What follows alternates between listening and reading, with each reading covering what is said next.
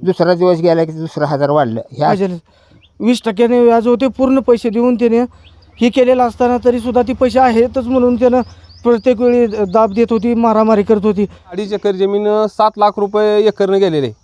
जवळजवळ 20-22 लाख रुपये त्यानं सावकारकीच्या ह्याच्यातच घालवले ते जमीनचे.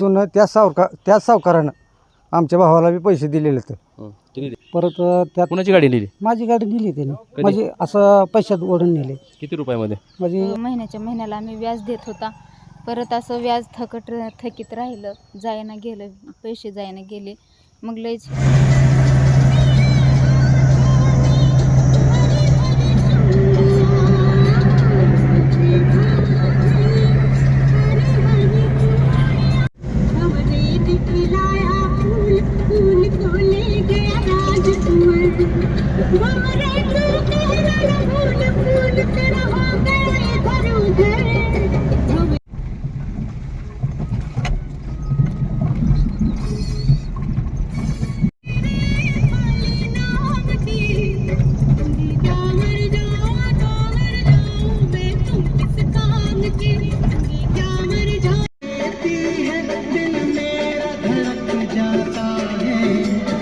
उसके फूल बदन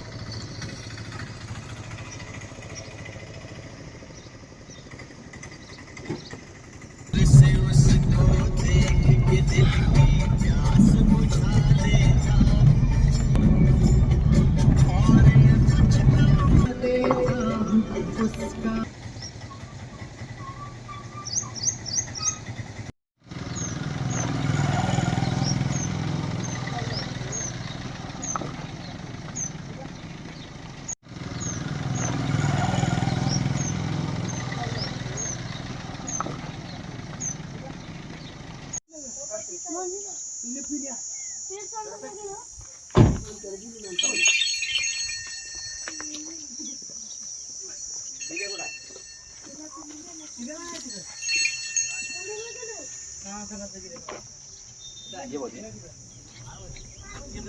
कुछ ना देता उसका.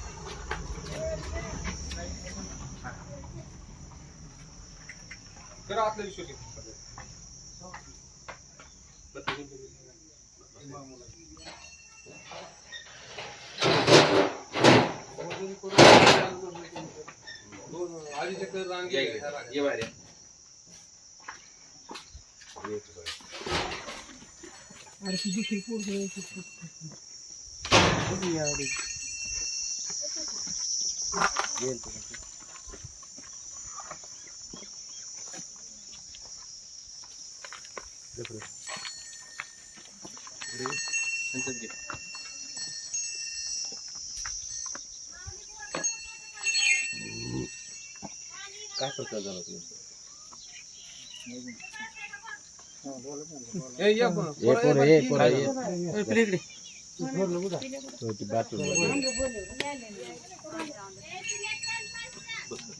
ठीक आहे.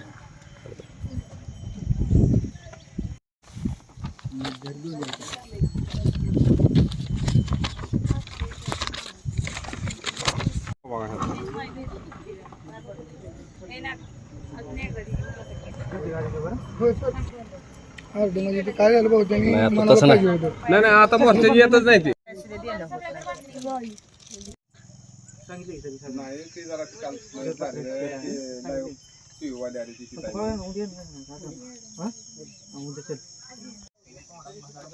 नाही उद्या सुट्टीमुळे थांबले. उद्या त्याला करतो फोन तुम्हाला. का बाबा. नमस्कार, टुडे समाचार न्यूजमध्ये सर्व प्रेक्षकाचं स्वागत आहे. मी हुकमत मुलानी. तुळजापूर तालुक्यातील केमोडी या ठिकाणी एक सावकारकीचा बळी गेलेला आहे. सावकाराकडून व्याजानं पैसे घेतले आणि सावकारानं भरमसाठ व्याज वसूल करून सुद्धा आणखीन पैसे मागत असल्यामुळं या केमोडी या ठिकाणच्या एका शेतकऱ्यानं गळफास घेऊन काल आत्महत्या केली. मी आता त्यांच्या घरी आहे.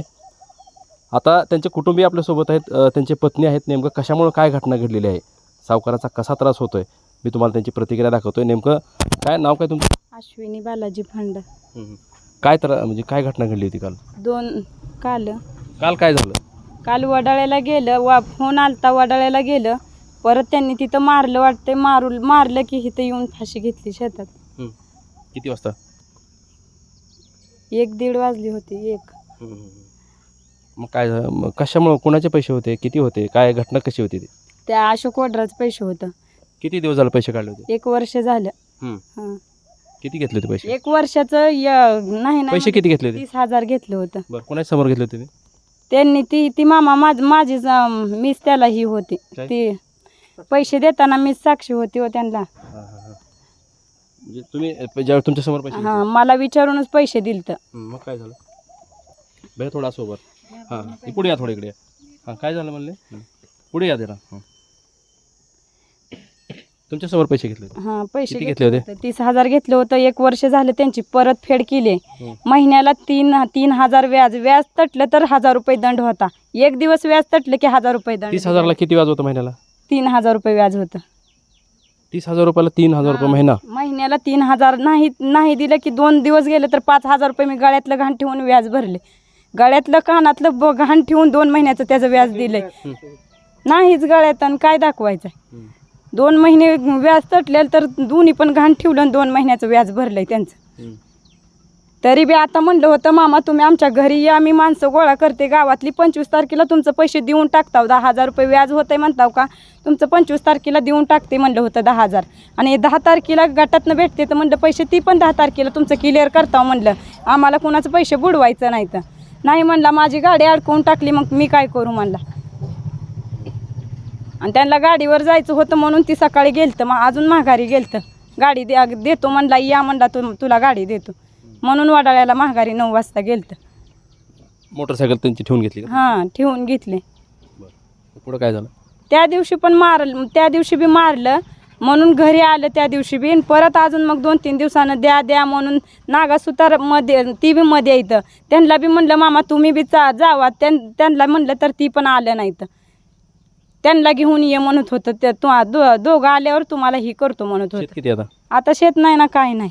किती होतं होतं शेत? तेवढं शेत 2.5 एकर होतं. कधी विकलं ते? वर्ष झालं इकत कशासाठी? देण्यासाठी चिकलंय. कोणाचं देणं होतं? ही काय मोठी सावकार आहे ती की ही अशोक वडर ही अशी लय सावकार आहे ती. सगळ्याच्या ह्याच्या देण्यापायत शेत गेलेलं आहे सगळं. भैया कितीला आहे तू? 5वीला. काय झालं होतं? काय प्रकरण काय झालं? तू कुठं होता काल? घरी होतो. घरी. बघा, लहान मुलगा आहे त्यांचा. वडील त्यांच्यासोबत आहेत आपले. काय सांगाल, काय परिस्थिती, काय नेमकी खरी घटना काय घडलेली आहे? त्याचं देणं काढल्यावर ही त्याला 20% याज होतं. मग ती महिन्याला ती याज दिलं पाहिजे. तुमचं काय नाव आहे? नारायण फंड. ते जर नाही देणं दिलं की 1 दिवस वर गेला की त्याला 1,000 रुपये दंड.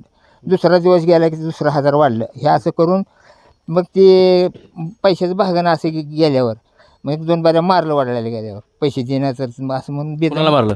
पोराला. नाव काय पोराचं तुमचं? बालाजी नाना फंड. किती पोरं आहेत तुम्हाला? 2. मग मारल्यावर पुन्हा काल गेल्यावर बी त्याचं गाठून त्याला मारल्यावर त्याने बेहने येऊन फाशी घेतली. बिनजबर मारल्यावर काय भ्या घेऊनच फाशी घेतली बा. बरं पैसे त्याला देतो म्हणला होता. फक्त एकच 4-2 दिवस थांब, तर याज बिन पैसे बी देता. जात रगील वाढरायची आधी मग तिथे मारल्यावर त्याने बेहन येऊन फाशी घेतली.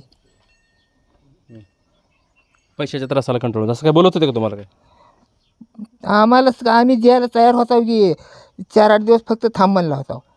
पण ती त्याला तिथं पहिले बी एकदम काय म्हणले? गटातनं पैसे काढले तर म्हणलं होतं 25 तारखेला तुमचं 10,000 रुपये व्याज होतंय. ती मी नवऱ्यानं नाही दिलं तर मी देते म्हणून त्या मामाला हिथं ये म्हणत होते. तरी बी मामा आलं नाही तर लगे फोन कट करून टाकला. फोन जोडला होता त्यांनी, तिथंच होतं वडाळ्यात. तेव्हाच फोन जोडला आणि पुन्हा परत त्यांनी मारलं वाटतंय. रागात येऊन तिथंच उतरलं वड्यात आणि फाशी घेतली शेतात जाऊन. आणखीन काय नातेवाईक सोबत काय परिस्थिती होती नेमकं? सावकारकीचं प्रकरण खूप असं हे होतं आता. लईच तणाव आणला होता साहेब त्याच्यावर. लईच तणाव आणला होता त्याच्यावर. आता लहान लेकरांनी काय करायचं आहे? त्यांचं हातपाय मोडलेवणी झाले. आज त्या लेकरावर कसली वेळ आलेली आहे. त्याची 2-2.5 एकर जमीन होती ती सुद्धा साहेब पूर्ण त्या देणेकऱ्यांनीच पूर्ण ही केले. आज या लेकरांनी काय करायचं सांगा? याची काय तर कुठं तर करून हे की झालं पाहिजे.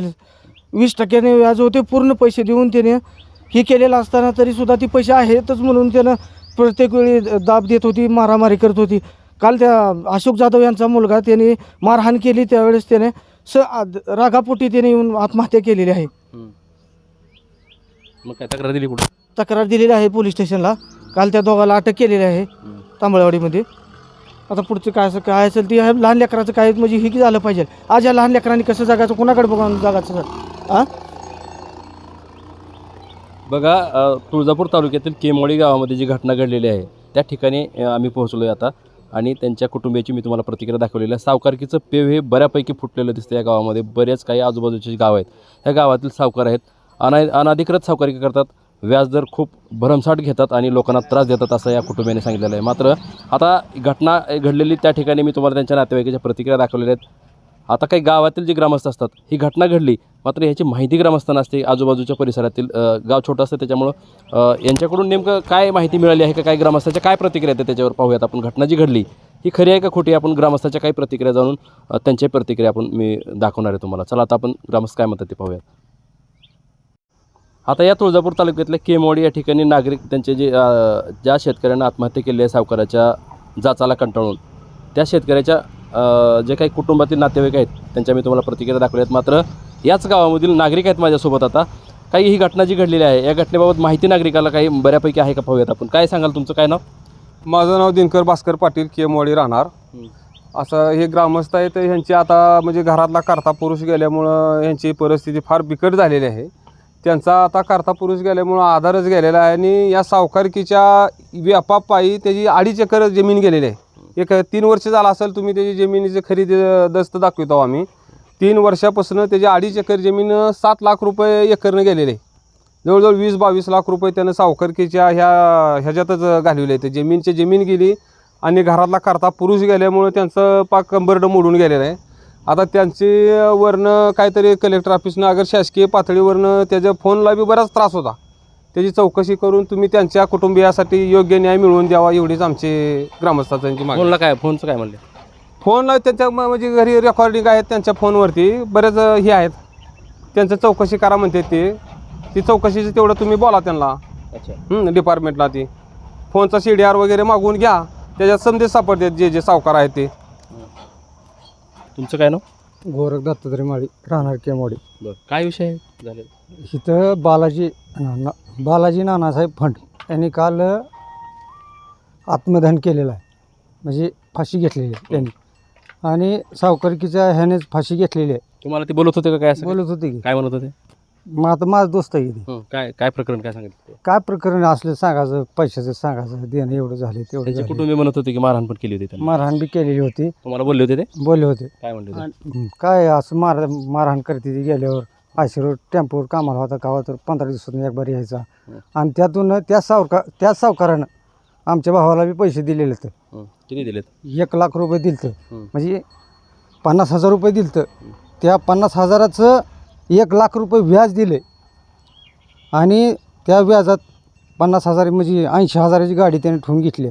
आणि त्या व्याजात गाडी ठेवून घेतली आणि अजून 45,000 रुपये आमच्याकडे आहेत म्हणून सांगतंय. असं ते आमचा भाऊ घाबरतोय आणि त्यानं तोगादी भाऊ आला बघा, आणि त्याचं बी काहीतरी व्हावं ह्याच्यात. म्हणजे तुमचे भाऊ आहेत का? तोगादी भाऊ आहे आमचा. अच्छा, मच्छिंद्र बोलत होता दत्तात्रय माळे. अरे बोलते, बोला बोला. आले. आता यांचे भाऊ सोबत आहेत आपल्या. काय तुम्हाला बी काय सावकाराचा त्रास आहे मग? असं काय? तरच आहे शेणला बी. काय नाव तुमचं? म्हणजे मच्छिंद्र माळे. बरं, गाव हीच आहे का? हा, गाव केमवाडी. काय त्रास आहे तुम्हाला? काय तरच म्हणजे असं गाडी नेली, परत त्यात कुणाची गाडी नेली? माझी गाडी नेली त्याने, म्हणजे असं पैशात ओढून नेले. किती रुपयामध्ये? म्हणजे 1 लाख रुपये होतं आपल्याकडे. 1 लाख व्याज दिलं आपण त्यांना. आणि आम्हाला ह्यांच्या नावावर गाडी होती. आपण काय ती नोटरी करून गाडी विकली त्यांना. म्हणजे थोडक्यात ते कसं झालं की आम्हाला काहीच कळलं नाही त्याचं. सोलापूरला नेऊन केलं त्यांनी. म्हणजे ह्यांची गाडी परस्पर नावावर करून घेतली हां, सावकारानं? कुठे गेले ते? सोलापूरला. किती रुपयामध्ये? म्हणजे 55,000ला घेतली त्यांनी. गाडी कोणती गाडी होती? याच्या होती. कोणत्या सावकारानं केले? अशी वॉटर. बरं, गाव त्याचं कोणतं? वाडा. आम्हाला तुमच्या पत्नीचे आहेत काय? पत्नीच्या नावावर होती का गाडी? ह्यांच्या नावावर होती. हो, काय झालं प्रकरण? माझ्या नावावर गाडी होती, मग त्याने नेले. तुमचं काय नाव आहे पूर्ण? माझं नाव सविता मच्छिंद्र माळे. कोणती गाडी होती? HF होती. काय झालं? काय ते पैशाच्या ह्याच्यातच आमचं महिन्याला आम्ही व्याज देत होता. परत असं व्याज थकीत राहिलं, जायना गेलं, पैसे जायना गेले. मग लईच हे करायला लागल्यावर मग मी म्हणलं गाडी देऊन टाका म्हणलं, म्हणून त्यांना गाडी विकली आहे. कधीचा विषय आहे? आता 4 महिने झाले हे मग विषय. त्याची तक्रार दिली नाही का तुम्ही? म्हणजे कसं माहिती आहे का, असं देणं घेणं चालू होतं, म्हणजे असं व्याजही देत होता महिन्याला. किती रुपये काढलेले होते तुम्ही? 1 लाख रुपये व्याज किती होतं त्याचं? व्याज 1 लाख रुपये व्याज गेलं. किती दिवसाचं? त्याच्यावर सगळं हे मांडलेलं आहे की असं. वर्ष झालं पैसे घेऊन. बघा सावकार व्याज कसे घेतात. ग्रामस्थ सुद्धा सांगतात. काही ह्यांच्याकडे ह्यांनी सांगितलं आता आपल्याला की सावकाराचा कसा त्रास होतोय. कुटुंबियाची प्रतिक्रिया दाखवलेली ज्या ठिकाणी घटना घडली तिथं येऊन मी आता त्यांच्या नातेवाईकाची, पत्नीची, वडिलाची, भावाची प्रतिक्रिया दाखवली तुम्हाला की सावकारकीचा हा बळी गेलेला आहे. मात्र गावामध्ये सुद्धा जे नागरिक आहेत हे नागरिकसुद्धा सावकाराच्या त्रासाला सुद्धा वैतागलेले आहेत. आता आपण बघितलं की एका महिलेने सांगितलं आपल्याला, माझ्या पाठीमागं आहे त्या, ह्यांची गाडी मोटरसायकल सावकारानं पैशामध्ये ओढून नेलेली आहे. परस्परच नावावर करून घेतली असं म्हणतात. मात्र ह्यांनी तिथं जाऊन नावावर करून दिलेली असावी, कारण गाडी असं परस्पर नावावर करता येत नाही. तर त्यांनी सांगितले आपल्याला दबाव टाकलेला असावा तुमच्यावर. त्याने काय केलेलं माहिती आहे का, गाडी असं ह्याच्यानं नेली नाही. आम्ही व्याज जाईना म्हणून मी स्वतःहून त्यांना म्हणलं व्याज जाईना, गाडी द्या, असं हे झालं. म्हणजे तुम्हाला व्याजापोटी गाडी दिली? हां, व्याज मुदल काय असेल ते जायला म्हणून. तरी पण अजून मुदल थकीत राहिले ते राहिलेच. बघा नेमकं घटना काय, कागदपत्र सुद्धा आहे त्यांच्याकडं. वाहन खरेदी खत पावती असं सावकारानं केलेली आहे, सावकाराच्या नावावर सुद्धा आहे ती. आणि ही जी घटना आहे, आता इथं काय हिशोब आहे लिहिलेला, हे बघा. हे कोणाचं अक्षर आहे? आमच्या मुलीचा. बरं, म्हणजे तुम्ही पैसे दिलेले आहेत सगळे. बरं, बघा सावकाराचा जर कोणाला त्रास असेल तर तुम्ही असा जीव गमावू नका, कारण पैशापेक्षा जीव महत्त्वाचा असतो, कुटुंब महत्त्वाचं असतं, कुटुंबातला परिवार महत्त्वाचा असतो. आता छोटी छोटी मुलं आहेत, ज्या ठिकाणी ज्यांनी काल आत्महत्या केली आहे त्याची कुटुंबीय पाहिले तर आपण खूप छोटी मुलं आहेत. घर अक्षरशः पत्राचं आहे, साधा संसार आणि सावकारकीचा वैताग, या सगळ्या वैतागाला कंटाळून शेवटी काल आत्महत्या केली आणि स्वतःचा जीव गमावलेला आहे. आता पोलीस काय नेमकं करतात त्यावर पाहणं गरजेचं आहे. मात्र जर असे काही सावकारकीचे कोणाचे विषय असतील किंवा सावकार जर कोणाला त्रास देत असेल तर तुम्ही आत्महत्येचं टोकाचं पाऊल उचलू नका, कारण जीव हा तुमचा सर्वात महत्त्वाचा असतो. जवळच्या पोलीस स्टेशनला कळवा, प्रतिष्ठित व्यक्ती असतील त्यांची मदत घ्या, कारण कोणीही असं काही प्रकार जीव गमावण्याचा प्रकार करू नका, कारण आत्महत्या करण्यानं हा पर्याय सुटत नसतो. कारण कुटुंबीय हे उघड्यावर होत असतात. त्याच्यामुळे आता जे हे कुटुंब उघडे झालेलं आहे त्या कुटुंबाला सरकार मायबापानं मदत करणं हे सुद्धा गरजेचं आहे, कारण छोटी मुलं आहेत. त्यामुळं आता उघड्यावर कुटुंब झालेलं आपल्याला पाहायला मिळतं आहे. कसा वाटला विषय नक्की कळवा. आणि जर असे सावकारकीचे जर काही प्रकरणं असतील किंवा काही बातम्याचा विषय असेल तर खाली माझा स्क्रीनवर नंबर दिलेला आहे, त्या नंबरला तुम्ही थेट कळवू शकता. आणि जर आमचं चॅनल सबस्क्राईब केलं नसेल तर आत्ताच आमचं चॅनल सबस्क्राईब करा, लाईक करा आणि शेअर करा. मी हुकमत मुलानी, केमवाडी, तुळजापूर.